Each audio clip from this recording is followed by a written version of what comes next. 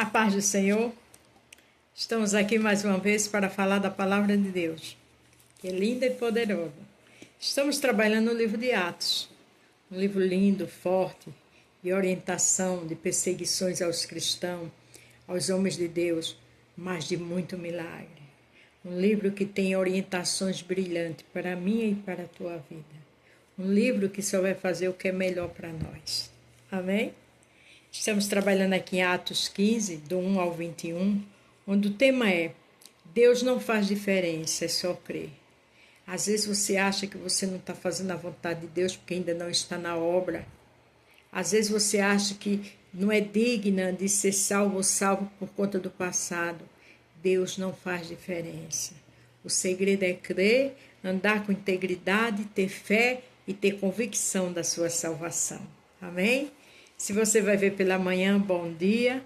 Se for à tarde, boa tarde. Se for à noite, boa noite. Vamos aprender junto com o Senhor?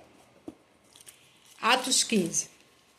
Alguns homens foram da região da Judéia para a cidade de Antioquia e começaram a ensinar os irmãos que eles não poderiam ser salvos se não fossem circuncidados, como manda a lei de Moisés. Você entendeu por que eu disse Deus não faz diferença? Porque eles estavam pregando que aqueles outros que eram ímpios, gentil, tinha que ser circuncidado. Circuncidado era uma ordem, uma tradição da época, que se fosse hoje, seria uma cirurgia de fimose. Às vezes a pessoa quer Deus, mas se coloca tanto cargo em cima deles, fardo, que se torna difícil. Lê a Bíblia para saber o que é certo e o que é errado. O Senhor já tinha ido para a cruz. Jesus já tinha levado as maldições dele naquele tempo na cruz do Calvário, como levou a nossa. Mas os irmãos aqui estavam pregando que eles tinham que ser circuncidados. Quer dizer, às vezes, bota uma alma para correr da casa de Deus por conta de religiosidade, não é verdade? Paulo e Barnabé não concordaram e tiveram uma discussão muito forte com eles a respeito disso. Aí foi resolvido que Paulo e Barnabé e mais alguns irmãos fossem para Jerusalém a fim de estudar esse assunto com os apóstolos e os presbíteros da igreja. O interessante é que Paulo e Barnabé foram justos, foram sinceros e concretos. Disseram que não precisava disso, mas também foram para Jerusalém, porque os apóstolos andaram com Jesus Cristo, para que aquilo no meio daquela assembleia fosse resolvida, decidido. Então é normal as autoridades de Deus se reunir com sua liderança para resolver algo. Então a igreja de Antioquia mandou que eles fossem. Eles passaram pelas regiões da Fenícia e de Samaria, contando como os não-judeus estavam se convertendo a Deus. E todos os irmãos ficaram muito alegres com essa notícia. Veja, quando eles vinham para Jerusalém, ele foi passando por algumas cidades que eles tinham pregado, que tinha deixado a igreja lá. E contaram que aqueles irmãos não eram crentes, mas agora estavam aceitando Jesus. Você tem ideia da sua responsabilidade? Às vezes pessoas querem ficar só no violão na igreja, quer só ficar como obreiro na porta, quer só ficar como professora. Não, irmã, não é só isso não. Tem que pregar. Eu não sei pregar, dê testemunho, não só da sua vida, como dos milagres que o Senhor já fez. Quando chegaram a Jerusalém, foram recebidos pela igreja, pelos apóstolos, pelos presbíteros, e lhe contaram tudo que Deus havia feito por meio deles. Mas alguns membros do partido dos fariseus, que também havia crido, se levantaram e disseram: os não-judeus têm de ser circuncidados e têm de obedecer à lei de Moisés. Veja, mas que tinha uns ali também em Jerusalém que disse: não, eles têm que circuncidar. E ali ia ter que ser feito o quê? Uma assembleia, uma reunião para resolver aquela situação. Então os apóstolos e os presbíteros se reuniram para estudar o assunto. Existem coisas que é melhor estudar. Existem coisas que antes de falar é melhor pensar. Existem coisas que é melhor não julgar. E aqueles foram sábios, se reuniram, fazendo uma assembleia para ser discutida aquela situação. Depois de muitos discussão, Pedro se levantou e disse: a gente sabe que Pedro foi para a casa de Cornélio, que o Senhor mandou.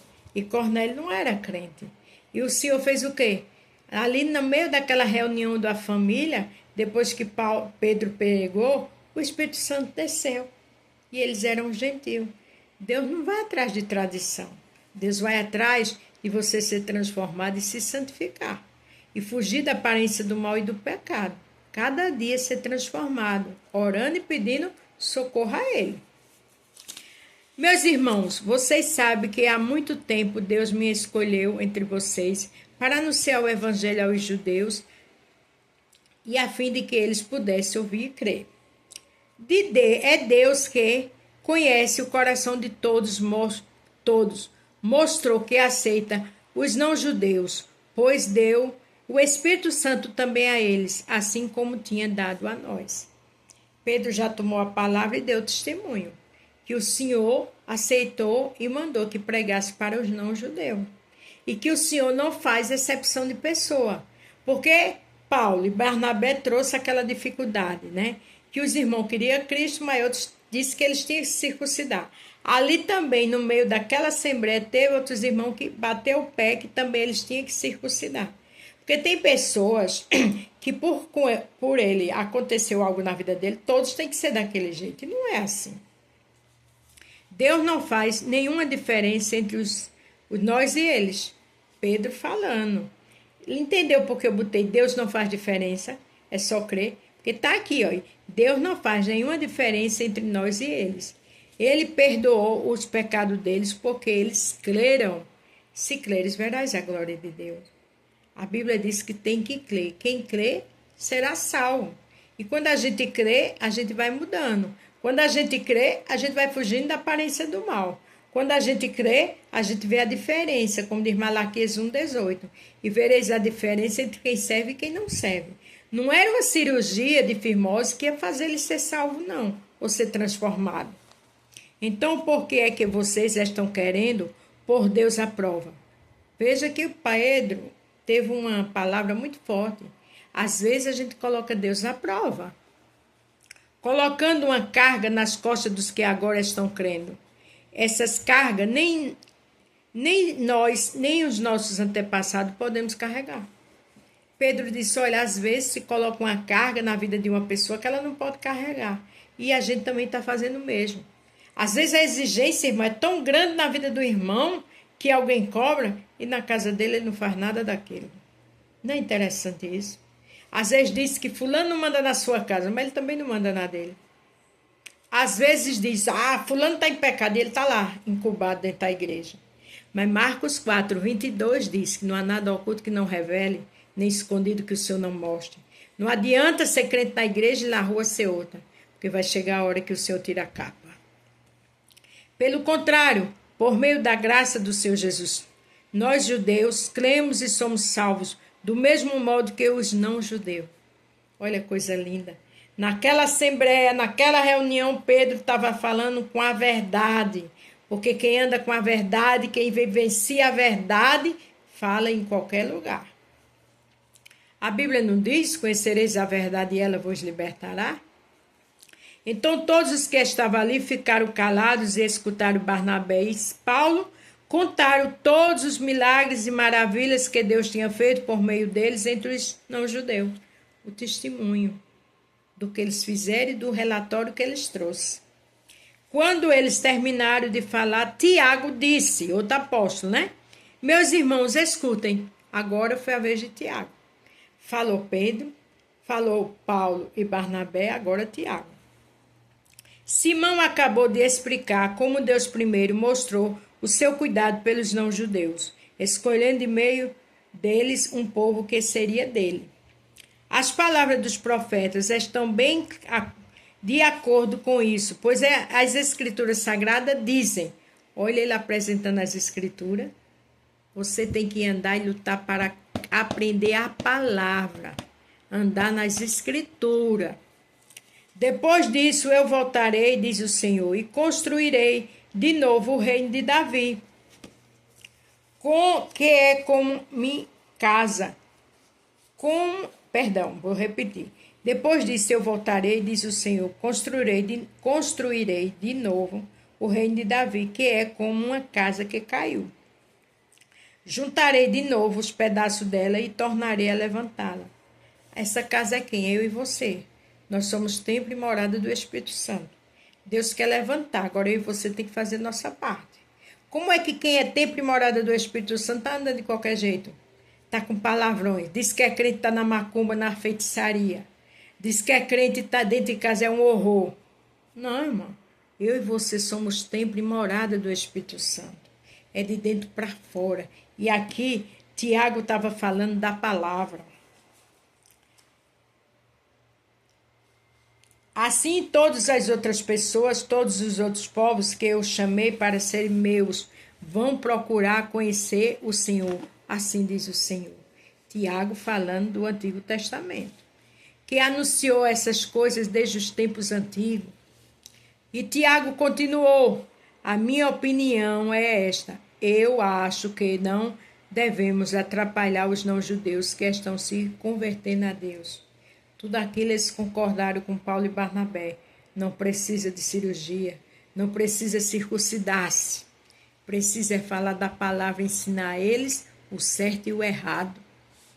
Penso que devemos escrever eles uma carta. Veja o que Tiago deu a opinião aos apóstolos para escrever uma carta para aqueles homens que não queriam circuncidar, o que eles realmente deveriam fazer. Dizendo que não comam a carne de animais que foram oferecidas em sacrifício aos ídolos. A gente tem que ter muito cuidado com coisas que é sacrificada aos ídolos. A gente tem que vigiar, orar, está na palavra que Deus mostra o que é certo e o que é errado. Que não pratique a imoralidade sexual. Olha, que não era uma cirurgia, uma circuncisão que ia fazer eles mudar, não. Mas a imoralidade sexual tinha que sair dali. A transformação de dentro para fora. Às vezes tem pessoas que têm um amigo que só quer estar perto dele. Isso é um ídolo, cuidado. Que não comam a carne de nenhum animal, nenhuma imoralidade sexual, que tenha sido estrangulado ou que não comam sangue. Pois, desde os tempos antigos, a lei de Moisés tem sido lida todos os sábados na sinagoga e as suas palavras são anunciadas em todas as cidades. Ele falou que deveria fazer, mas ali naquela reunião discutiram que não precisava colocar cargos nas costas deles, né? Fardos para eles que eles não iam poder suportar. Então, olha, irmão, Deus faz diferença, Deus não faz diferença, é só crer. Não se pegue a tradições, se pegue a palavra e lute para ser transformado, porque é assim que chegaremos no céu. Amém? A paz do Senhor, fique todos com Deus e até amanhã.